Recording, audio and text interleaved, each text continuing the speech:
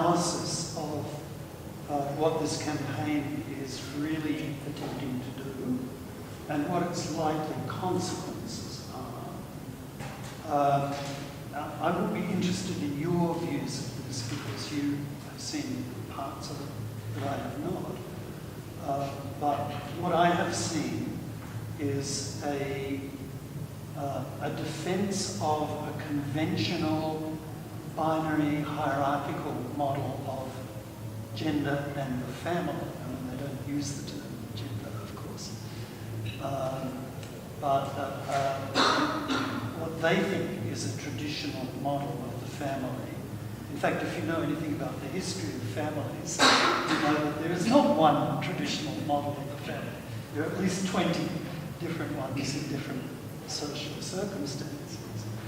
And their view of the world is one of very narrow model of masculinity, one very narrow model of femininity, and that is all that's allowed. And it's also a hierarchical vision of the world, where authority rests with particularly authoritative people, of course, through religion, through social assent, and where women and sort of non-hegemonic men should know their place and stay in it. And that is a very familiar kind of vision of the world, I'm sorry to say. Lo que señala Remini, que es un poco como el llamado al papel de los estudiantes, creo yo, es decir, que tenemos que desarrollar un modelo de análisis que entienda un poco qué es lo que estas campañas quieren hacer, cuáles son sus consecuencias y en qué lógica funcionan. Y un poco lo que señala ella es que hay en estas campañas, digamos, lo que las motiva es un cierto interés por mantener un modelo tradicional, jerárquico, pues convencional, autoritario de lo que es la familia. Y en eso, en este modelo, digamos, que se plantea, que estas campañas quieren plantear, pues hay como una idea muy tradicional, una narrativa muy tradicional de lo que se supone son los hombres, lo que se supone son las mujeres, que es sobre todo bastante jerárquica, que intenta recuperar una idea de autoridad y sobre todo, y creo que esto es un tema que ya he enfocado mucho, es como poner a la gente en su lugar, como que el interés es decir, es usted dónde debe estar. I would go one step further and say that what the vision of the world, the anti-campaign, seems to hold is one that we know is complicit in patterns of violence against women. It's a vision of the world that comes up in research about the correlates with gender-based violence.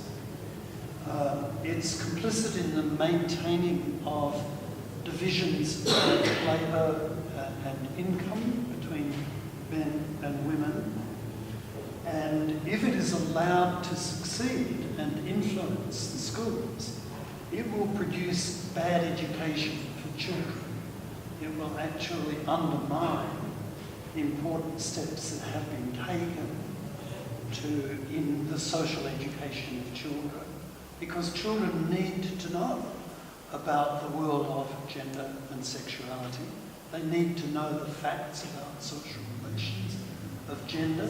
It's part of the world they are growing up in.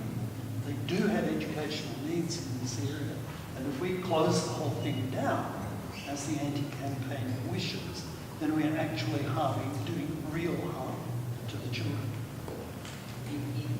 Luego señala que yo incluso quisiera llevar esta idea un poco más adelante en términos de no es tan solo una idea tradicional de recuperar una autoridad tradicional, sino que incluso estas campañas, la visión de mundo que estas campañas quieren poder imponer es cómplice con los patrones de violencia contra las mujeres que ya los estudios de género han venido identificando y han venido denunciando, es cómplice además con una división del trabajo que claramente va en contra de los derechos de las mujeres, en contra de lo que se ha venido trabajando en estos movimientos sociales, y que si esta visión del mundo es exitosa, pues va a producir unos resultados negativos en la educación, ¿sí? Unos resultados negativos que además pues van en contra de las propias necesidades de niños y niñas, porque pues lo que precisamente ha demostrado la educación es que tanto niños como niñas necesitan saber de género, necesitan saber de estos temas, y si estos programas logran su objetivo lo que van es a cerrar las posibilidades de realmente lograr un beneficio para la niñez. Entonces señala ella como que si se logra con esto impedir la educación de género, pues va a ser al contrario un resultado negativo. Un poco lo que ella señala ese sería un argumento para mostrar, para precisamente cuestionar cómo estos programas están haciendo lo contrario de lo que quieren decir. Si quieren decir lo que estas campañas dicen, que quieren proteger a los niños y las niñas pues están haciendo lo contrario, impidiendo de que se hable de género y sexualidad en la educación. I'm sorry to go on for a long time about this, but as an educator, I feel very strongly about it. Es que se disculpa de ser tan extensa en esto, pero es una cosa que como educadora le preocupa muchísimo.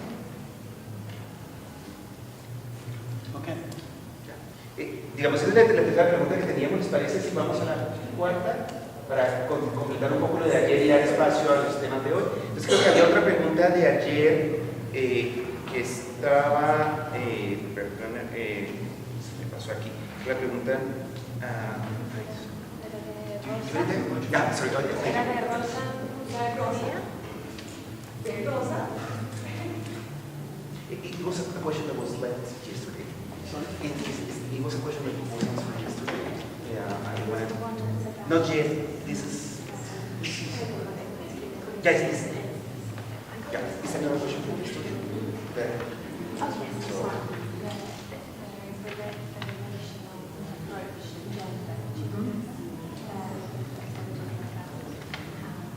Rosa?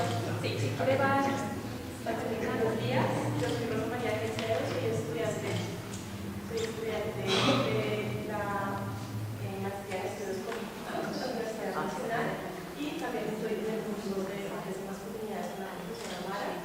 Vengo siguiendo el trabajo de la profesora, pero porque me interesa analizar si en las partes se instituyó un régimen en particular.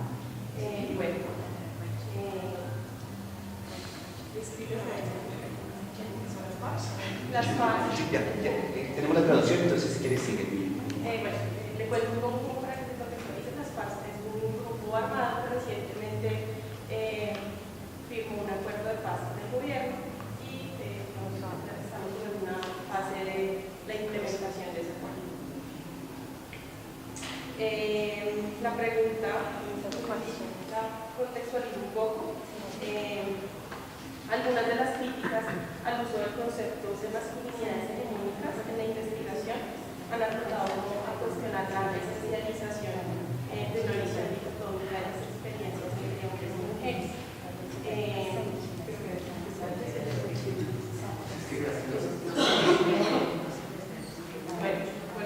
Algunas de las críticas al uso del concepto de masculinidades hegemónicas en la investigación han apuntado a cuestionar una esencialización de una visión dicotómica de las experiencias de hombres y mujeres, y se procede como si las mujeres no fueran por parte de los estudios sobre hombres y masculinidades.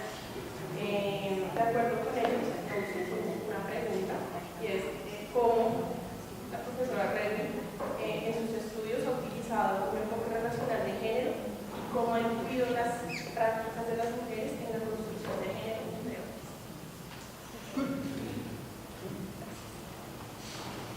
Okay. I think you are right that at least some uses of the concept of hegemonic masculinity have set up a kind of polarity between masculinity and femininity, and that is sort of points towards a kind of separate spheres vision of gender. I regret those uses of the concept because the concept in its original form emphasized diversity among men and the multiplicity, the existence of multiple masculinities within any particular gender order. So it was a kind of anti-binary concept from the start. And it has got used in more binary ways. But I think if you look at the way the concept has been used in research, in actual research, using life history or ethnographic methods, you begin to see the relational logic more clearly.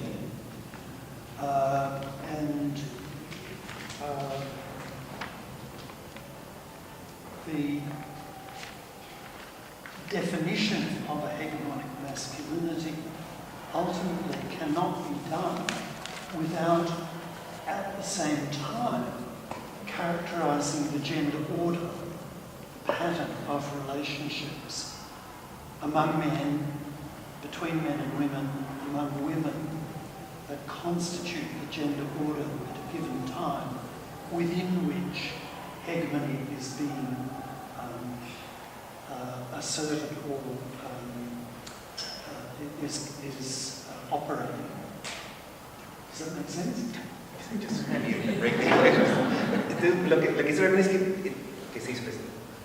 que tienes razón en tu pregunta, porque en efecto hay unos usos del concepto de masculinidad hegemónica que son polares, lo masculino y lo femenino como dos extremos, como esferas separadas, y ella un poco le molesta o lamenta ese uso del concepto, y porque en efecto el concepto de hecho en su origen lo que quería era enfatizar la diversidad tanto entre hombres como mujeres, como grupos, pero también el interior de los hombres, el interior, y en eso era un concepto de hecho antibinario, pero que se ha venido usando de manera binaria.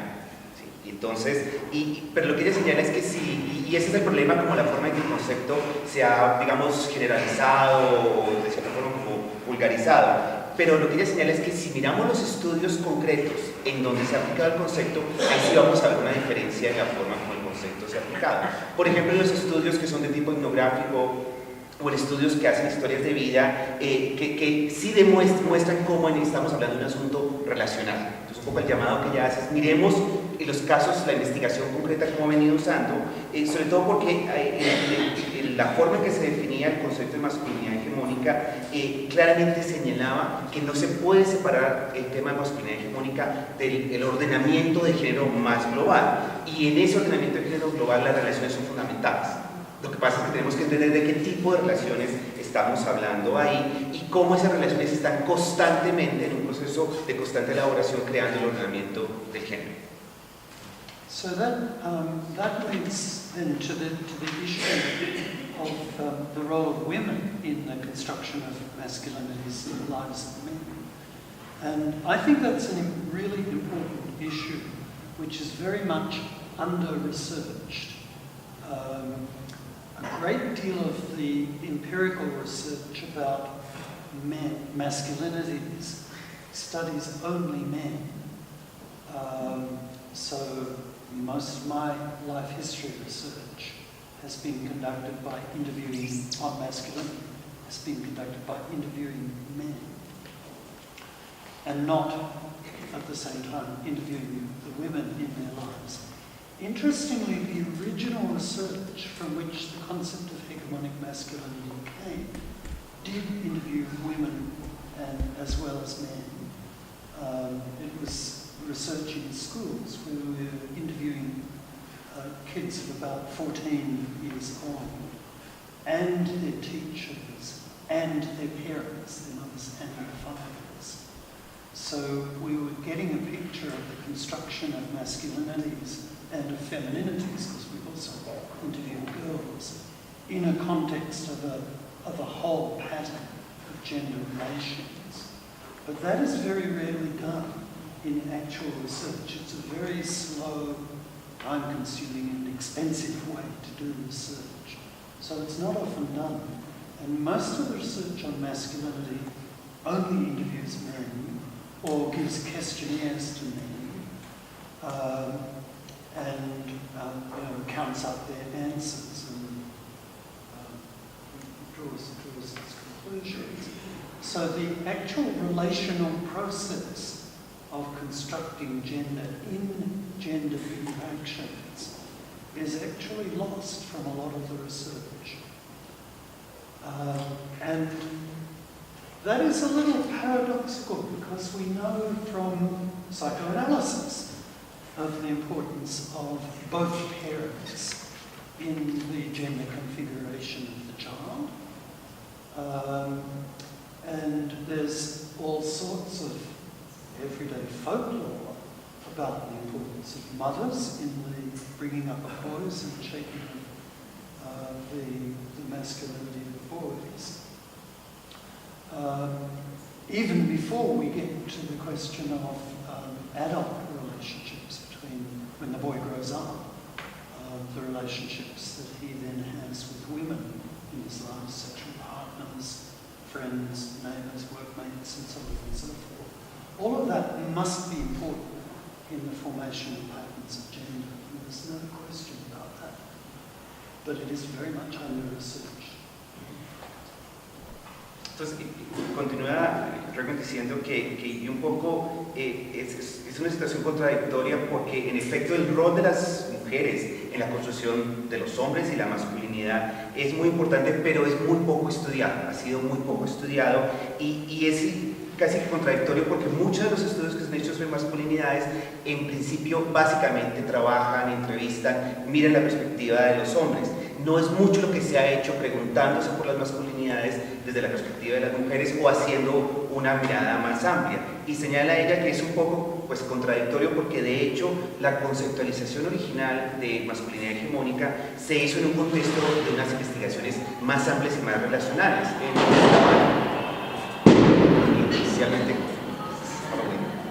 Estaban entrevistando adolescentes, sobre todo de 14 y 15 años, en contexto escolar y en esa investigación donde surgió como la conceptualización de masculinidad hegemónica se miraban tanto hombres como mujeres, pero además se trabajó con padres y madres e incluso con los docentes. Entonces señala un poco que es como un poco una lástima que esa idea, la idea se creó en ese contexto, pero con el tiempo se ha ido perdiendo esa mirada relacional y esa mirada sobre todo de entender en contexto. En el caso de la investigación inicial con estudiantes, el contexto escolar, cómo construye esas relaciones. Señala Reagan que, pues claro, es un problema porque hacer este tipo de investigaciones es costoso, se lleva mucho tiempo y no es muy fácil hacer investigaciones sobre, por ejemplo, un tema como masculinidades que incluyan tantos elementos. Y en general, pues esa es la carencia que hay en muchos estudios de masculinidad, que solo miran la perspectiva de los hombres o miran solamente el trabajo con los hombres. Señala ella también que en todo caso, al mirar estos procesos relacionales y mirar un poco las interacciones, más bien como que en muchos de estos estudios entonces han perdido esa mirada de la interacción. ¿Sí? Se carece esta investigación actual, en general, pueden haber ejemplos específicos de esa mirada más relacional. Y señala ella que en todo caso es muy paradójico que se quiera mirar solamente, entender solamente un aspecto, porque incluso otros saberes han siempre insistido en la importancia de la mirada relacional. En el caso del psicoanálisis, por ejemplo, pues desde el principio el psicoanálisis ha insistido en la importancia, no se puede entender la construcción de la subjetividad sin entender el papel del padre o de la madre. Señala incluso que, de hecho, hasta en mucho del conocimiento popular, con frecuencia se habla de cómo las mujeres son las que crían los hombres. Esta es mi interpretación, pero recuerdo cómo aquí a veces en nuestro lenguaje común decimos que las mamás son las culpables de que los hombres sean así. Habla Reagan un poco como incluso hasta en el conocimiento cotidiano hablamos de esa dimensión relacional, pero eso no se refleja en las investigaciones que hacemos. Y mucho del conocimiento, por ejemplo, que habla de cómo los hombres y mujeres adultos estamos siempre en relaciones, ahí se habla de la relación, pero eso no se refleja en las investigaciones. So if anyone wants a topic for a PhD, así es que si quieren un tema para una investigación doctoral, ahí está. Listo, esas son las preguntas que teníamos pendientes de ayer. Entonces, sí, pero me gustaría pronto reacciones a esta primera parte, porque yo creo que exacto, ¿tú sabes? A propósito de las pistas de acción y de reflexión, me toca mucho la atención el paralelismo entre la situación australiana, la situación francesa y la exportación de los buses españoles en Colombia. Y entonces me parece que entre las pistas sería muy interesante de desarrollar aproximaciones comparativas, porque cada país creo que es lo único que vive esa situación de un backlash,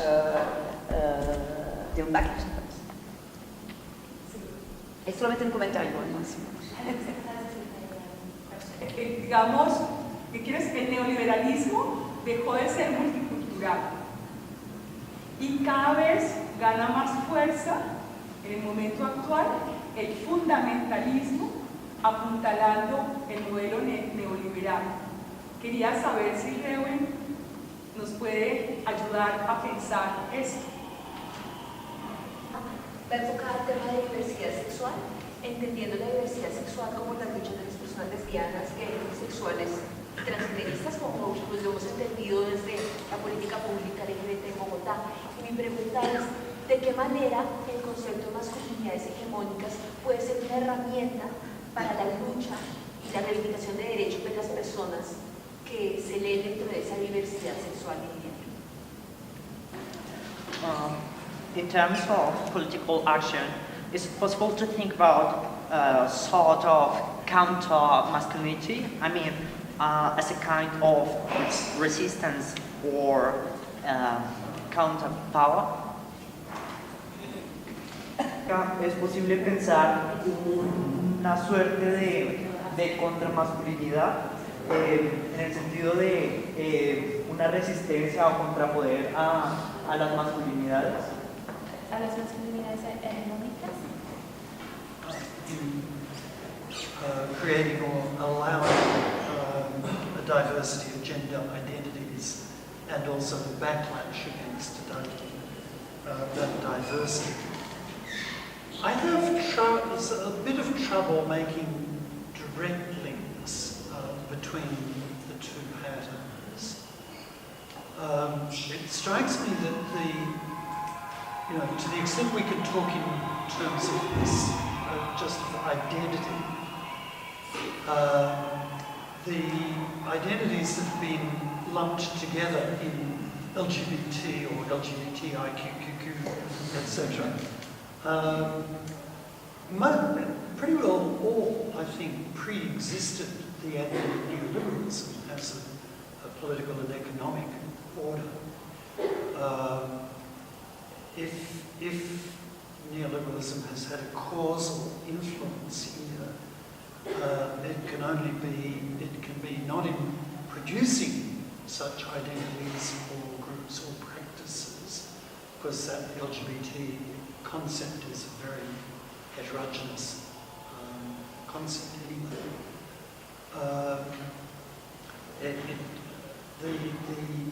The neoliberal social and political order may perhaps create conditions that allow a greater diversity of identities to be expressed, or to find public recognition in some way, whether positive or negative, some is indeed negative. And if we hypothesize that something like that has happened, that the changes that we call neoliberalism have created change conditions, then what in particular did that? And I would think that it had a lot to do with the disruption of the economic deals. What's the word?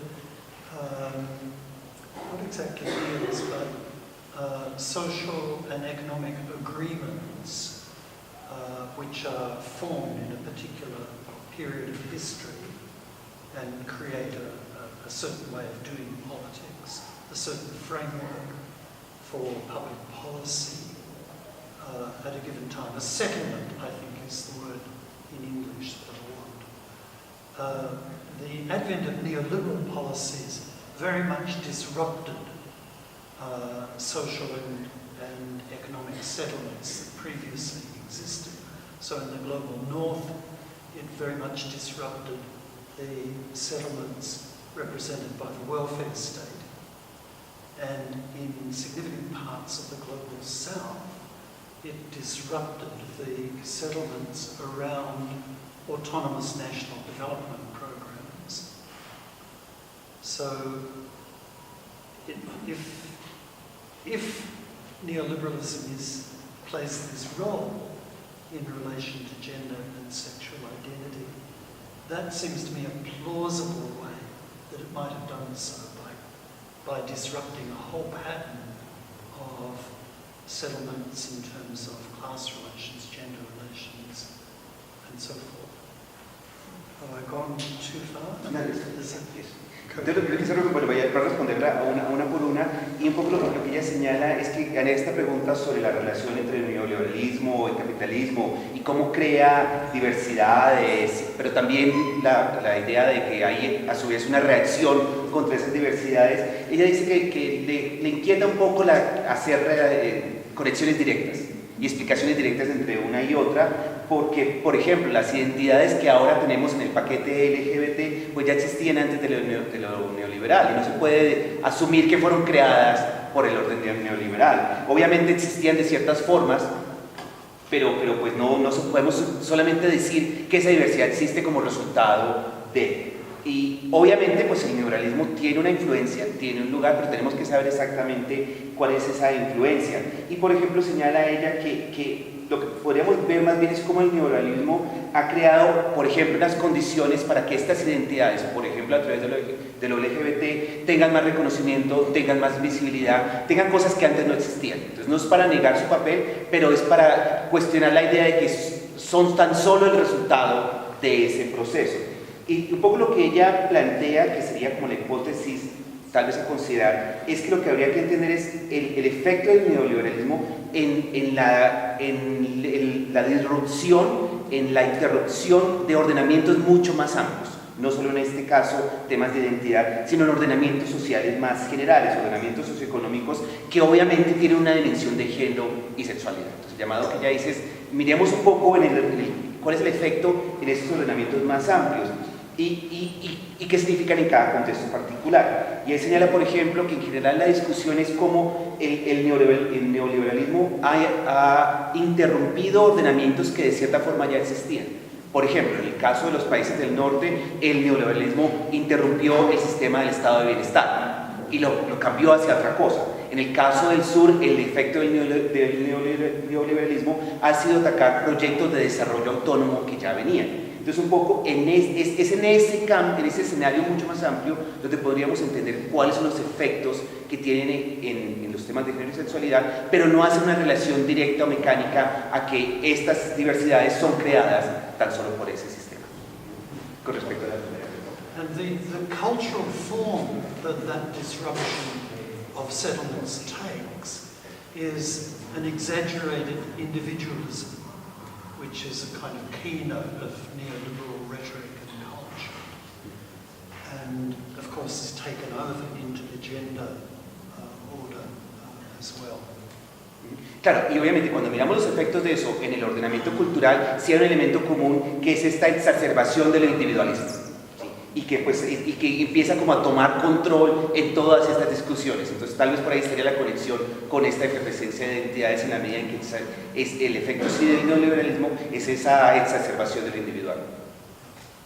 Okay, the second question was about taking a relational approach to gender. And posing the paradox that when we think about gender violence or gender-based violence, we almost automatically think of men's violence against women. So is men's violence against men gendered violence? And in my view it is. And there is some criminological research that backs this up.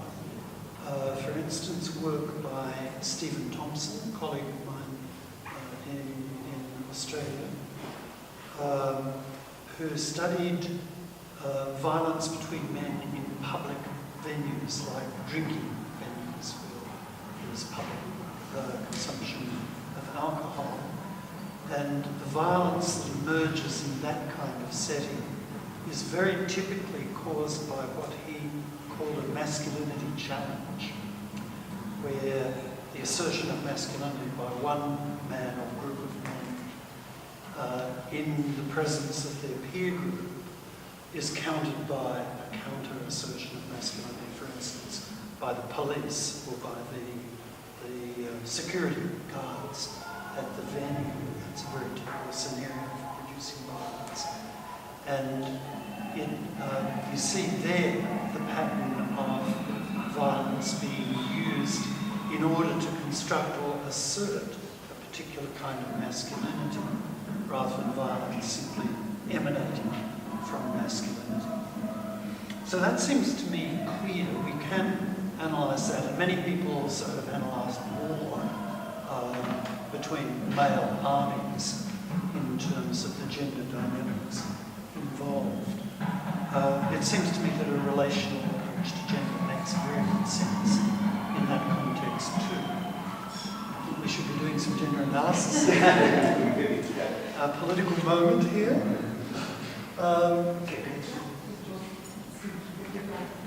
Entonces, con respecto a la segunda pregunta, la tuya, sobre el tema de la dimensión relacional y lo que se mira de entender las formas de violencia inicialmente como de los hombres contra las mujeres y preguntarse si la violencia de hombres contra hombres es una violencia de género, y de ahí dice sí. En efecto, habría información que mostraría que esos tipos de violencia de hombres contra hombres se podrían entender como una violencia de género y sobre todo como un tipo de, digamos, de formas de construir masculinidades. Y ella refiere los trabajos de Stephen Townsend, que es un criminólogo australiano. Stephen Townsend ha estudiado básicamente el contexto de la violencia que sucede en los pubs y en los bares, de los sitios donde se toma trago en Australia. Esto es versión mía.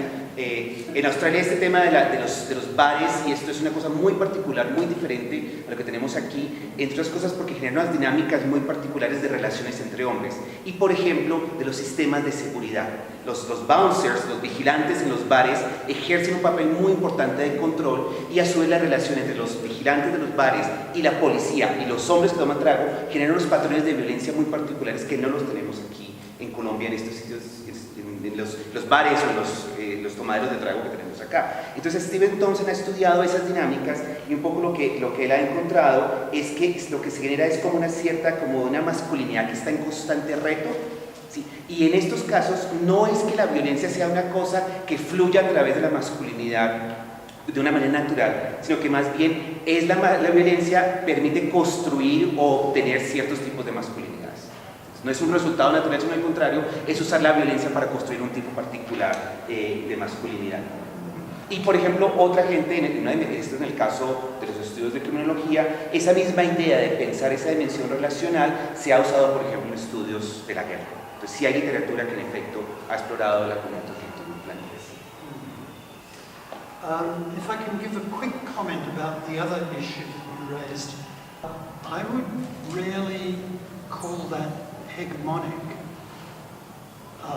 in the sense of hegemonic masculinity, which refers to not only being a leading form among other masculinities, but also representing hegemony in the gender order as a whole.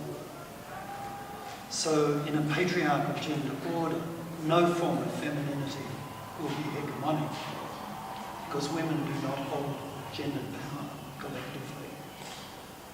We could imagine a society where women did, but we don't live in it.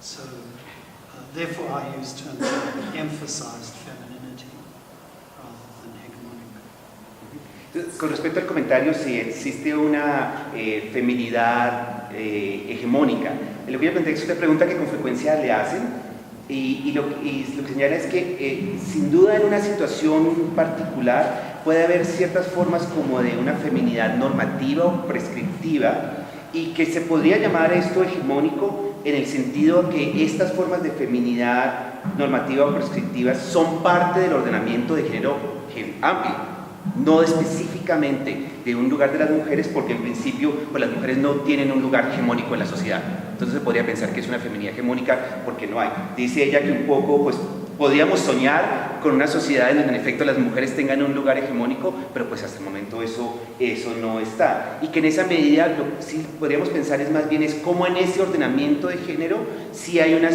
feminidades específicas, prescriptivas o normativas que son las que, digamos, se imponen o se generan. Pero no habría una feminidad hegemónica en el sentido en que se plantea la idea de masculinidad hegemónica. Coming to the questions that Mara raised, I don't have a good answer there. Those are questions I've been asking myself too, and I would really like to know the answer. Among my thoughts there are that, again, much of what we're seeing now in the upsurge of fundamentalisms did exist before the neoliberal regime. So they haven't been created by it, but perhaps the impact of neoliberalism has created an environment where they could flourish.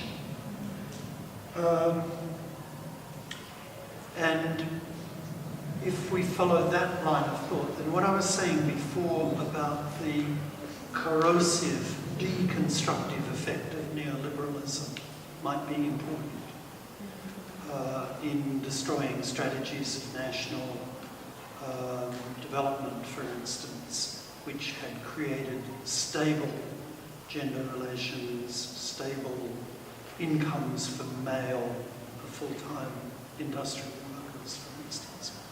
That has now been seriously disturbed by the advent of neoliberal policies. And some of the new nationalist as well as religious fundamentalist revivals may be linked to that. That's my guess. What I'm also intrigued by, though, is that the new authoritarian macho politics of Trump, Duterte, the Eastern European authoritarians who are doing so well, that involves a certain retreat from neoliberalism. So Trump is talking about, has been playing with the end of free trade, is talking in ways that suggest a dirigiste economy rather than a free market. There's something going on there which is reacting against neoliberalism itself as an orderly political and economic agenda. But that's about as far as I can get. It's very important and very difficult to analyze. Con respecto a la pregunta que hace Mara, señala Robin que, bueno, que es una pregunta que ella también se ha hecho y que pues, no tiene todavía la respuesta, que le gustaría ella encontrar la respuesta, pero que un poco sus ideas van en torno a que en todo caso el fundamentalismo existía antes del neoliberalismo. Y como veníamos diciendo antes, pues sin duda puede haber cosas que han sido como, que han florecido, que han emergido nuevas por efecto del neoliberalismo, pero no podríamos hacer una asociación directa. Y claro, como el neoliberalismo tiene, por ejemplo, un efecto corrosivo, digamos, en ciertos ordenamientos previos, por ejemplo, que tienen que ver con los lugares de los hombres en el tema del trabajo, eso puede explicar cómo hay unas reacciones de ciertas masculinidades asociadas a estos fundamentalismos que aparecen, por ejemplo, con el impacto del neoliberalismo.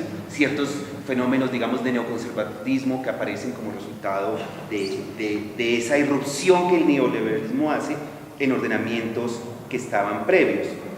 Pero no podríamos, digamos, hacer una relación directa. Tal vez el neoliberalismo sí podría, por ejemplo, revivir cosas que estaban ahí, el fundamentalismo que estaban presentes. Esa es como la primera idea. Lo otro que señala ella es que un tema que sí le interesa mucho y que también es como otra idea a elaborar es cómo en estos macho politics de las que hablábamos ayer, como estos gobiernos autoritarios que además aparecen en varios lados, Duterte en Filipinas, Trump, etcétera, casos colombianos, no tengo que ponerles nombres, ya lo conocen ustedes, que parecen estar haciendo muy bien, ¿sí? Que en estos casos, dice ella, lo que parece interesante en estos fenómenos es que de cierta forma estos macho politics de hecho están es más como retirándose de los postulados principales del neoliberalismo. En el caso de Donald Trump, por ejemplo, de hecho Trump ya ha dicho cómo está como que no quiere seguir todas estas corrientes de apertura de mercados. De hecho, las políticas recientes de Trump han sido cerrar tratados y acuerdos. Entonces se pregunta Reagan un poco, bueno, ¿esto qué está diciendo en términos de cuál sería más bien como esta reacción contra el neoliberalismo que nos estaría planteando otro tipo de escenario? Entonces, ahí un poco lo que ella plantea es, eso nos estaría diciendo otra cosa y teníamos que entonces encontrarle otra explicación a esta efervescencia o a esta emergencia de fundamentalismos ahí y a la conexión con el sistema. Pues una comparación chiquitita, estaba pensando en la versión derechista de la altermundialización. No sé si tiene sentido. ¿Podrías darme un ejemplo? O sea, en los movimientos, digamos, antimundialización, hay de todo, pero también hay una versión derechista. Entonces, digamos, críticas al neoliberalismo, hay muchas, pero lo que me parece interesante de lo que ella dice es señalar cómo desde la derecha, desde estos machos políticos, también hay una crítica al neoliberalismo. Era eso.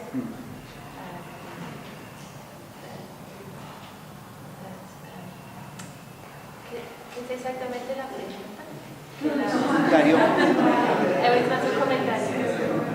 Okay, that somehow in these anti-globalization movements, there is also a trade-off for neoliberalism and some kind of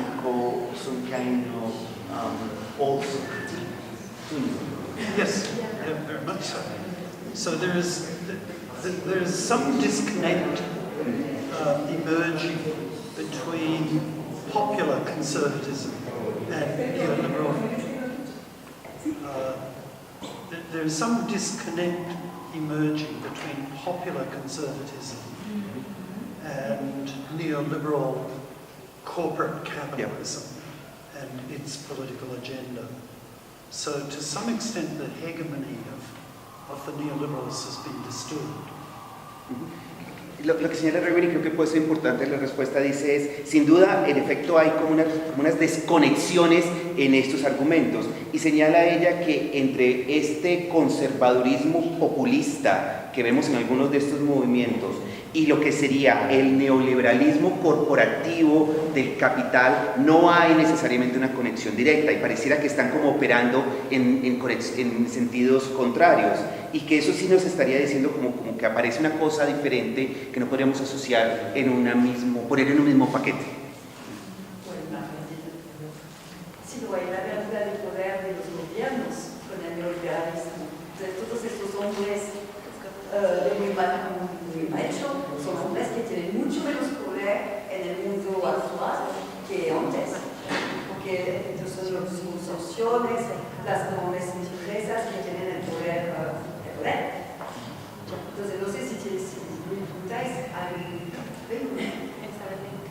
Yeah, that sounds like it.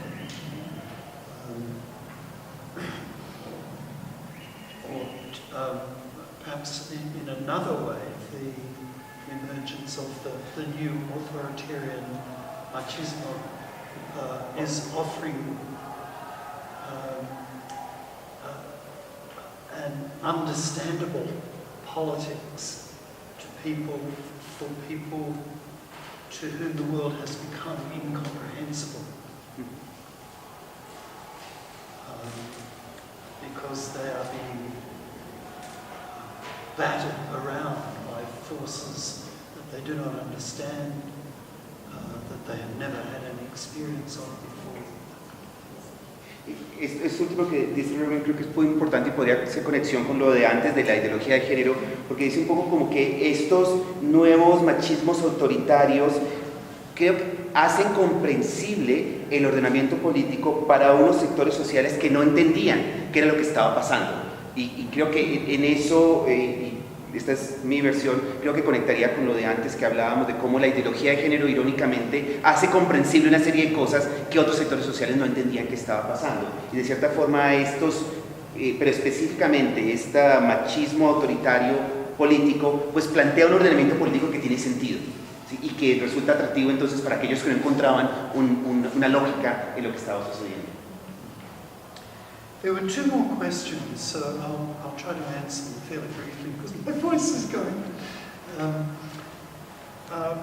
One about people working for LGBT rights and whether the concept of hegemonic masculinity will be helpful to them. I don't think that concept by itself is going to be much help, but I think that those movements certainly do need a gender analysis of their situation and of the forces and interests that they are confronting. So they need a way of understanding the dynamics that produce oppression, that produce hostile legislation, hostile political mobilizations, or things like the anti-gender campaign. And larger analysis, I'm sure the concept of hegemonic masculinity will have a role to play. Not because it names a source of toxicity, but because it helps us to understand the persistence of oppression and inequality through time, through historical time. Con respecto a la pregunta de Cristina, lo que señala Rewin es que, en efecto, digamos, si el concepto de masculinidad hegemónica tendría un lugar en estas políticas o en este tipo de conexión entre diversidad y movimientos LGBT, dice ella no. El concepto en sí mismo no. Lo que ella señala es que estos movimientos y estas movilizaciones sí necesitan un análisis de género de gran escala, que ayude a entender cuál es la dimensión de género que motiva, por ejemplo, las reacciones en contra, cuál es la dimensión de género, la lógica de género que permita entender qué es lo que está sucediendo ahí y, por ejemplo, producir estos movimientos en contra y eso. Entonces, en un análisis de gran escala de la dimensión de género, el concepto sí puede ser, pero no necesariamente, plantea ella, es una aplicación directa del concepto a la comprensión de estas situaciones. Puede ayudar a entender cosas, pero no necesariamente como un concepto que nominalice o permita como identificar o crear una tipología más como el concepto, como parte del análisis de género global que estas políticas requerirían hacer para entender cuál es el sentido de su acción. The last question was about counter-masculinities of some sort. And this is a good question for the last one because it's a hopeful one. We've been dealing with some pretty horrible things. This is about a better future and how do we name it and understand it. And I have seen two different kinds of counter-masculinities or resistant masculinities. One is the kind which is thrown up in quite traditional forms of social struggles, such as union struggles, labour struggles, anti-colonial revolts, and armed revolutionary movements, which have very characteristically, not always, but very characteristically, celebrated a combative masculinity, which is able to stand up to the oppressor and fight back. So you have, this is part of the rhetoric of left-wing struggle, which I've been around for about 60 years, so I've seen a lot of this. Banners, posters announcing a demonstration or an action, celebrating this kind of resistant culture will often show an arm holding an AK-47 in the air, or will show the other arm raised with a clenched fist. Traditionally a man's arm, though now I notice student Trotskyite groups very characteristically show a woman doing the same thing. So there's an association of a certain kind of combative masculinity with a certain kind of politics of resistance. But there is also the kind of resistant masculinity which is, to use a little bit of New Left jargon, and I'm the generation of the New Left in Australia. It's pretty old left now. We call this prefigurative politics, where you did it now. We didn't have socialism as pie in the sky. We tried to create collective households, collective enterprises, and doing socialism here and now, that kind of thing. So one can do non-hegemonic masculinity in that kind of way, in a prefigurative form, trying to practice gender equal forms of masculinity, trying to practice inclusive and cooperative masculinities in homes, in childcare, in health work, in the workplace, and so on. Now, that is the strategy which is central to the current international movement of pro-feminist non-government organisations, which is linked in the Men Engage network that I'm sure some of you know.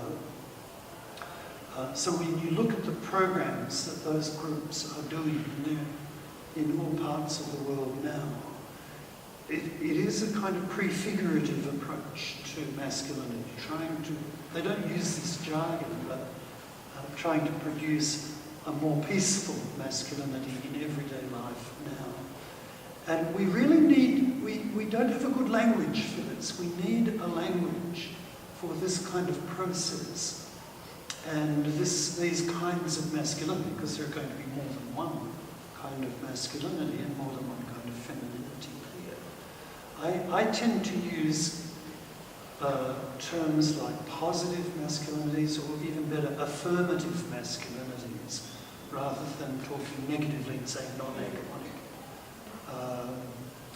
But I'm sure there's a whole language that we need to create for prefigurative gender relations. Con respecto a la pregunta final sobre masculinidades no hegemónicas, plantea ella que tal vez en su trabajo y en su reflexión habría como dos posibilidades de estas contramasculinidades, ¿no? Y una primera es esa más tradicional, que es un poco la que se encuentra en las luchas sociales, en el sindicalismo, los movimientos sociales, que es la que celebra esta idea del combate, ¿no? Esta masculinidad que lucha contra el opresor y que, por ejemplo, es la que uno ve en muchas de estas simbologías y de los banners, por eso yo hacía la referencia aquí a la universidad, porque es muy similar a esto, que es como esa masculinidad de los movimientos de izquierda que pues he visto por más de 60 años, en donde la constante es como esta idea del puño que se alza contra el opresor, y que a veces en algunos casos extremos es el puño que levanta un rifle, ¿no? Como para mostrar pues que es la lucha contra el opresor, que en algunos casos es el puño sin el rifle, pero que pues en todo caso la mayoría de las veces es un puño masculino. A veces entonces cuando hay una influencia trotskista se cambia al puño femenino, ¿sí? Entonces, pero y que es una idea como una masculinidad combativa de la resistencia, ¿no? Y ahí había como una cierta contramasculinidad que aparece ahí en todos esos movimientos sociales. La segunda que ella identifica viene más asociada a lo que se llama un poco la nueva izquierda, que en el caso australiano pues tiene unas características particulares, y como el lenguaje de esta nueva izquierda, que de cierta forma hablaba de unas políticas prefigurativas. Quienes de ustedes sean familiarizados con el lenguaje Trotsky, es mucho de esa lógica trotskista de lo prefigurativo, que es un poco como esta idea de estos colectivos que, por ejemplo, a través de apuestas colectivas a la cooperativo creaban proyectos de vivienda común en donde se compartía la vida cotidiana, las obligaciones, el cuidado de niños y niñas, la comida, toda esta idea como las comunas colectivas que hablaban de anunciar un cambio social. Y señala luego que entonces en estas apuestas de la nueva izquierda aparece como una idea, digamos, el equivalente a lo que sería una contramasculinidad, sería el anuncio de esta masculinidad prefigurativa que estaba asociada a prácticas muy concretas. Y ella enfatiza esa idea de que no era una vaina de carretas, sino eran prácticas concretas que hablaban, por ejemplo, de formas de relación más inclusivas, más cooperativas que tenían efectos directos en cosas concretas de la vida cotidiana. Y señala Rewen que mucho de esta idea de esta masculinidad prefigurativa, por ejemplo, es la que aparece en algunos de estos movimientos profeministas y de estos movimientos y estas políticas, por ejemplo, de hombres engaged, men engaged, o hombres comprometidos, que son como estas redes internacionales que buscan que los hombres se involucren más en la crianza, en el cuidado y eso. Y dice Rewen que de cierta forma, si uno mira estas políticas y estas organizaciones que hablan de eso, tienen algo similar a esta idea prefigurativa de esta masculinidad. Dice Rewen que en todo caso sí necesitamos un lenguaje que hable de estos tipos de otras formas de masculinidad, porque la idea de hablar de una masculinidad no hegemónica o contrahegemónica le suena a ella como hablar en negativo. Y lo que plantea Rewen es necesitamos un lenguaje más positivo que hable del asunto, por ejemplo, hablar de masculinidades afirmativas, de masculinidades positivas, que serían las que permitirían esta emergencia de otras formas de masculinidad.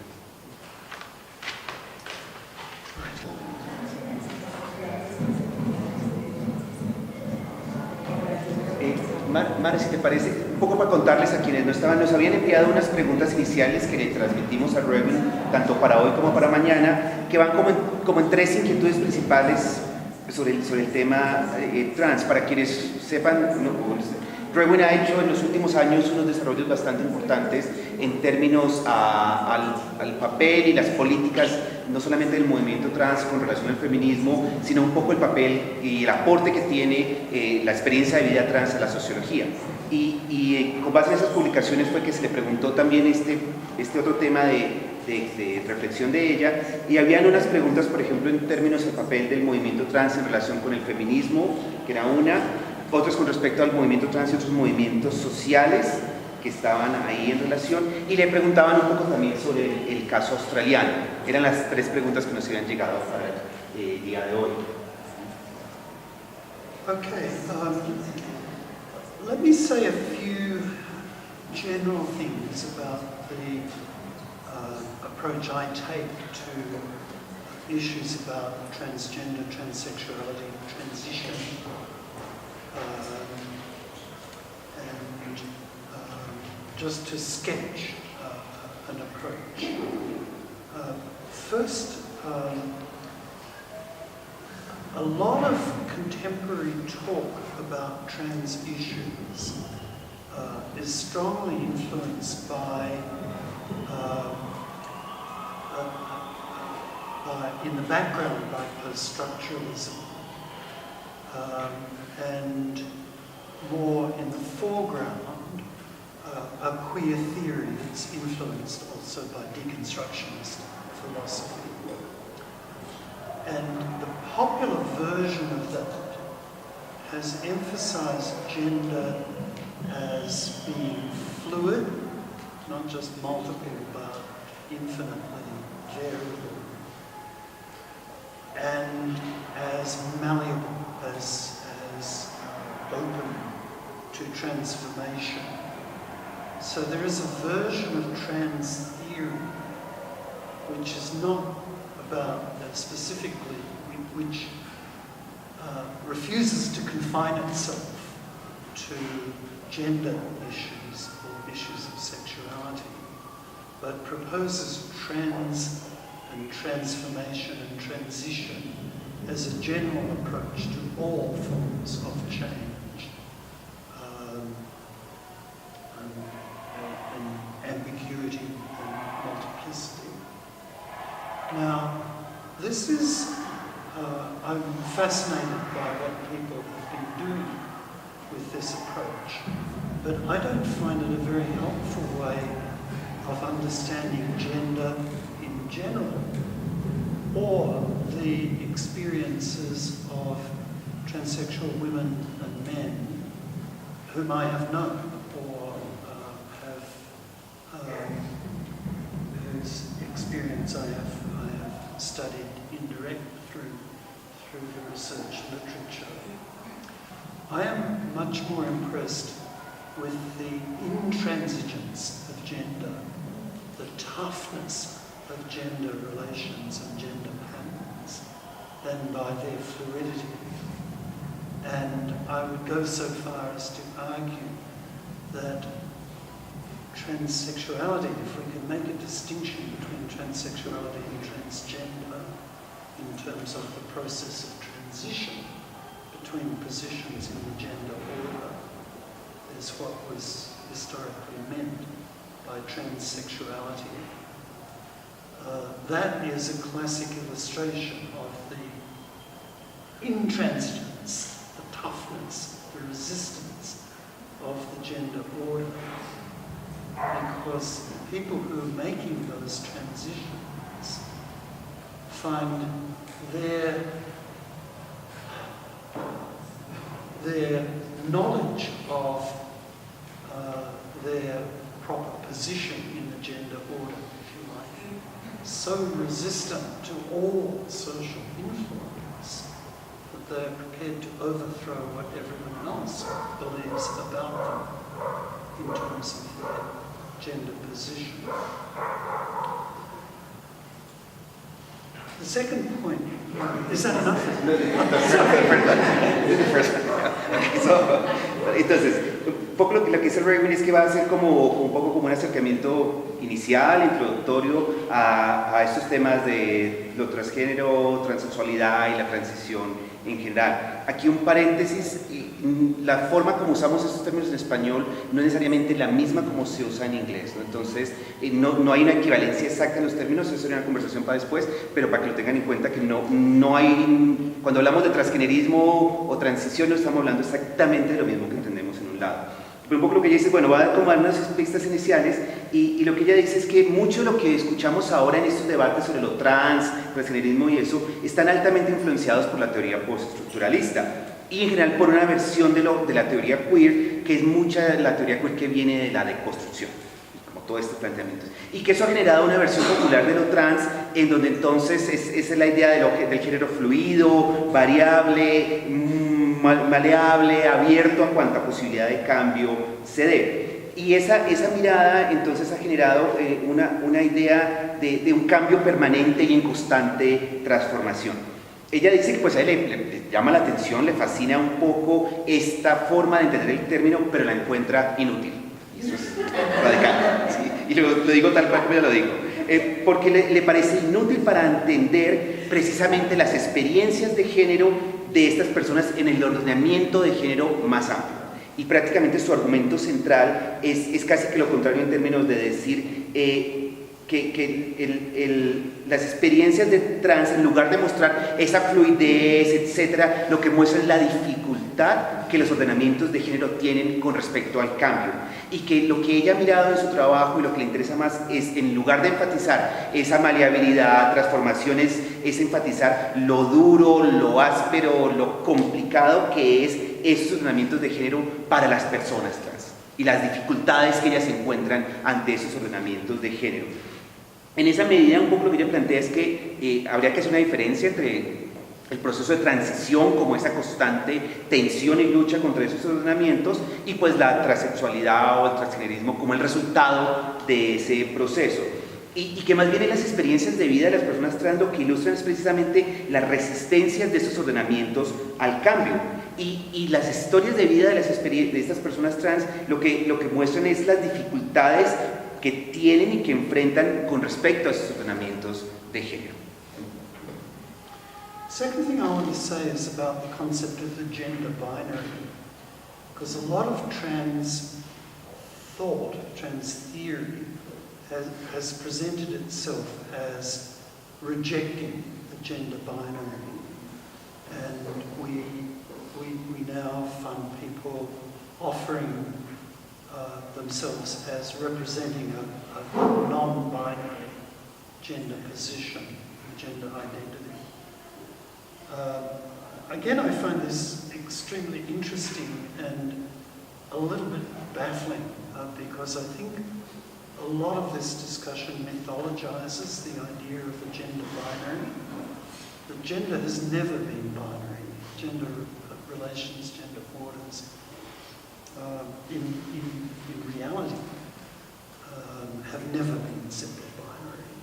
I mean, I've spent a lot of my research life showing the multiplicity of masculinities psychoanalysis demonstrates the internal contradictions of heterosexual sexual femininity and masculinity.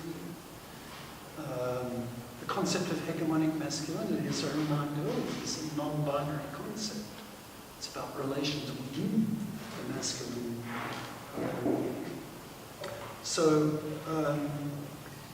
it seems to me we need a much more sophisticated approach to structures of gender than to get stuck on the notion of a binary and rejecting or dissolving a binary, because a lot of that has already been done. Ya. El segundo punto que quiere señalar Rewin es que mucha de esta teoría también gira en torno a una cierta idea de la binaridad del género. Y que incluso resulta como en algunas personas que se apropian y se representan a sí mismas como la prueba de que no existe la binaridad del género. Y ella señala que pues esto resulta muy interesante, esto es paréntesis mío. Australia fue uno de los primeros ejemplos en donde apareció una persona que tenía en su pasaporte género X, y eso generó una oleada internacional muy interesante en donde Australia se veía como el ejemplo de la posibilidad de una descripción no binaria del género, etc. Esta persona, Noreen, de hecho tuvo su pasaporte X, pero luego el gobierno lo cambió y volvió otra vez a su identidad del momento del nacimiento porque generaba una serie de contradicciones legales muy complicadas. Pero esta idea de personas que se representan, o de esta idea de que lo trans es la prueba de que no es binaridad del género, luego la encuentra como problemática, la encuentra incluso, ella usa la palabra baffling, que es como un poco como que genera unos ruidos y unas cosas que no son adecuadas, porque de hecho, precisamente lo que se ha mostrado en los estudios de género es que no existe esa binaridad del género. Y durante el resto de tiempo lo que se ha dicho es que precisamente el género no es binario. El trabajo que ella ha hecho sobre masculinidades hegemónicas ha mostrado que no hay binariedad, el psicoanálisis ha mostrado que no hay binariedad, y por el contrario ha enfatizado la idea de la dimensión relacional.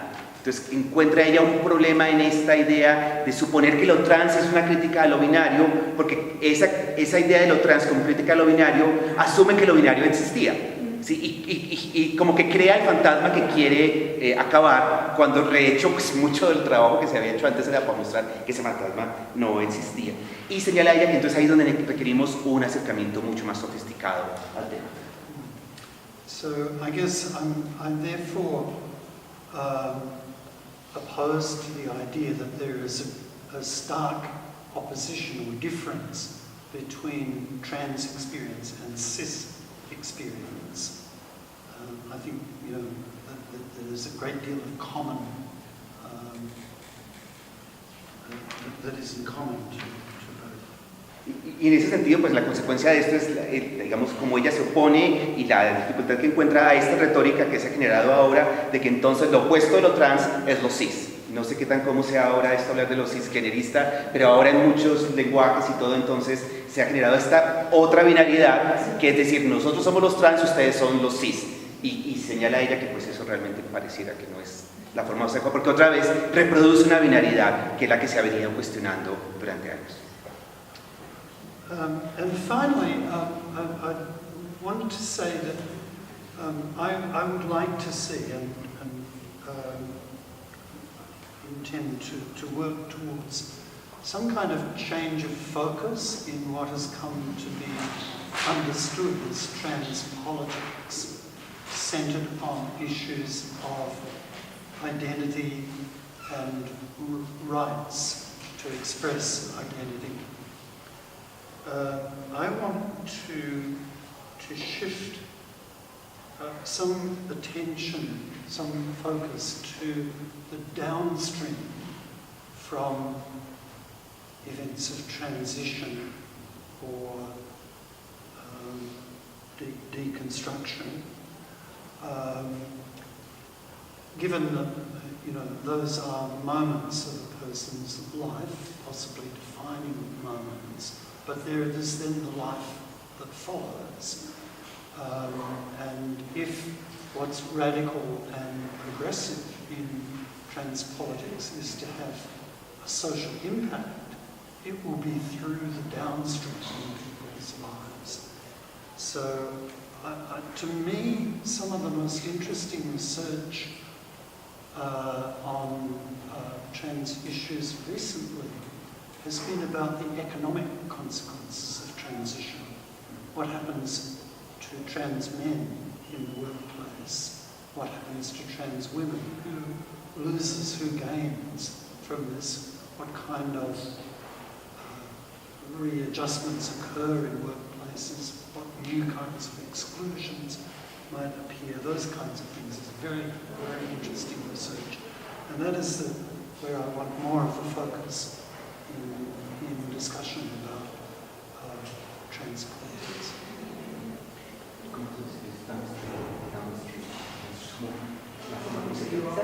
The consequences.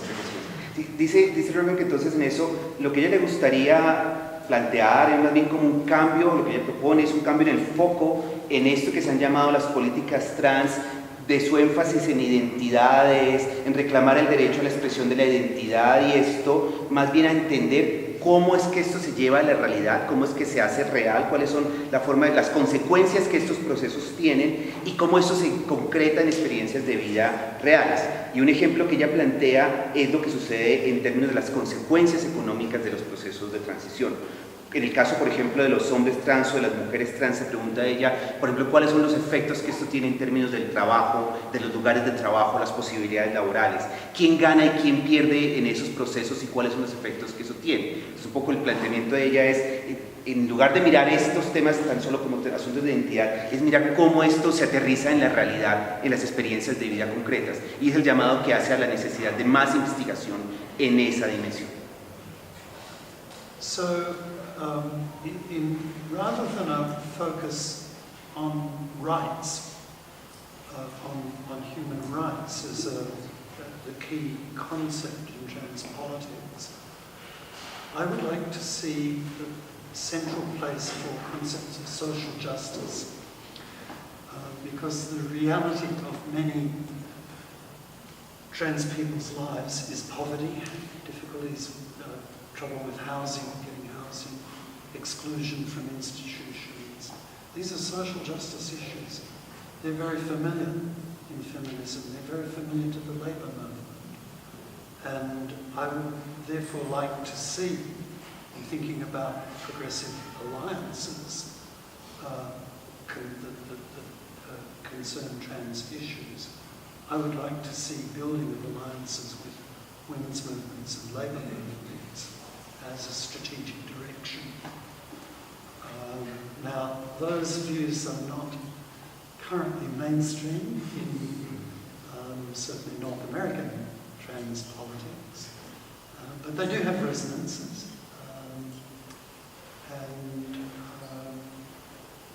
When we think about questions of international solidarities between the groups in different parts of the world who are facing issues about gender change, gender transition, then those questions of social justice become very important.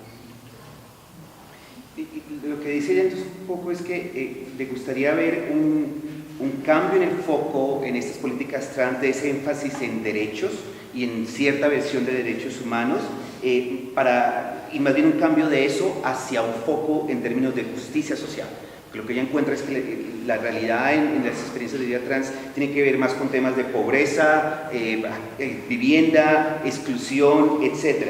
Y el énfasis de las políticas trans en temas de justicia social además facilitaría la posibilidad de alianzas y conexiones con otros movimientos sociales, el movimiento feminista, por ejemplo, los movimientos por derechos laborales, y que por ahí habría una posibilidad. Ella dice que en todo caso, desafortunadamente, esta no es su perspectiva, no es la perspectiva más común o la más mainstream en las trans politics de manera global, especialmente en las que vienen de Estados Unidos. Y ahí yo enfatizaría esa porque esa es exactamente mi percepción. Aquí hablamos mucho de transpolitics en la versión que nos llega de Estados Unidos, pero otras versiones no están aquí, y ella en efecto señala que hay un problema con eso, pero también plantea que en todo caso estos temas de justicia social sí tienen resonancias y habría unas posibilidades de crear alianzas a nivel global. De un modo u otro, estas transpolitics pues sí han generado posibilidades de contactos y alianzas en las cuales un énfasis en justicia social pues sería muy importante, y dice ella que le gustaría ver mucho más en esa dimensión.